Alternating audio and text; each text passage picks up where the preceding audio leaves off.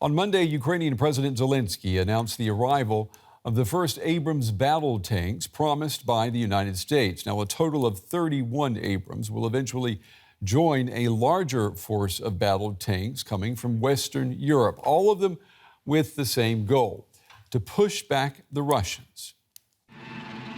The M1 Abrams tank is a third-generation battle tank named after a U.S. Army general.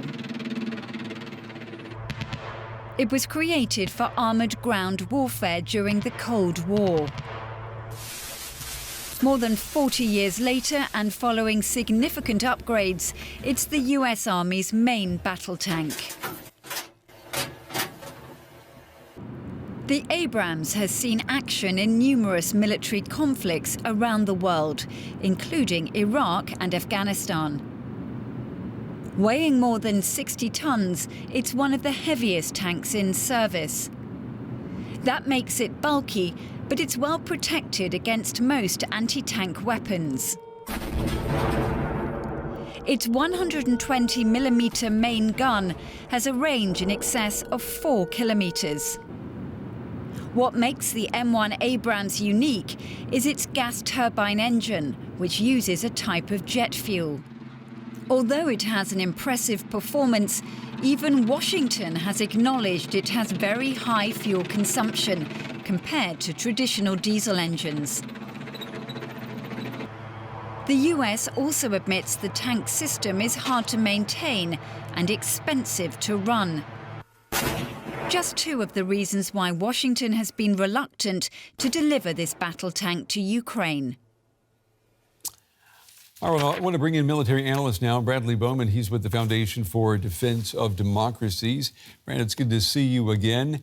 What is the significance of the arrival of this first contingent of Abrams tanks? Thanks for the opportunity to join you again. I think the significance is that it's going to provide additional armor capacity to Ukrainian forces as they conduct this counteroffensive. You know, there was some discussion of these tanks arriving ahead of schedule. I think it's important to put that in perspective. I mean, Ukraine started asking for Western tanks shortly after the invasion last February, and there was a clear reluctance in capitals, including Washington, to say yes to those requests. I think for fear of provoking Putin, which always seemed kind of odd to me because this, after all, was an unprovoked invasion, the largest we've seen since World War II.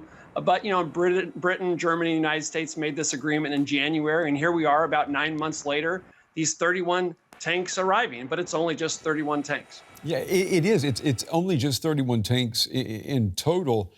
But we can also say that if we weren't talking about these 31 tanks, we possibly also might not be talking about any battle tanks at all from Western Europe for Ukraine. Do you agree? I would. I think that London and Berlin were eager to step off the proverbial cliff together, if you will, in terms of providing tanks. And so that's why you had this agreement I just referenced in January. And that kind of unlocked the British and German decisions regarding the Challenger and Leopard tanks. So that's a good thing. But, you know, to put these 31 tanks in perspective in terms of quantity, I mean, that's roughly the size of two U.S. Army M1 Abrams companies. And the U.S. Army and Marine Corps have thousands of these tanks. So as Lieutenant General retired H.R. McMaster, chair of our center here and former U.S. National Security Advisor, said in an event I moderated last week, 30 tanks, we should be providing 300. How likely is that going? I mean, how realistic is that? If 30, 60, I think it's unlikely. I think it's unlikely because, you know, they're expensive and Congress is only appropriating so many funds. And if you're going to make a list of what Ukraine needs most, some would debate whether Abrams tanks is in the top 3 or in the top 5. And so there is these tough decisions that have to be made about how to allocate finite resources to get Ukraine what they most need. I want to talk about money again in just a moment, but let me ask you about the Ukrainians now claiming that they killed the commander of the Russian Black Sea Fleet when they hit the Navy headquarters on Crimea on Friday. I mean, what do you make of this claim?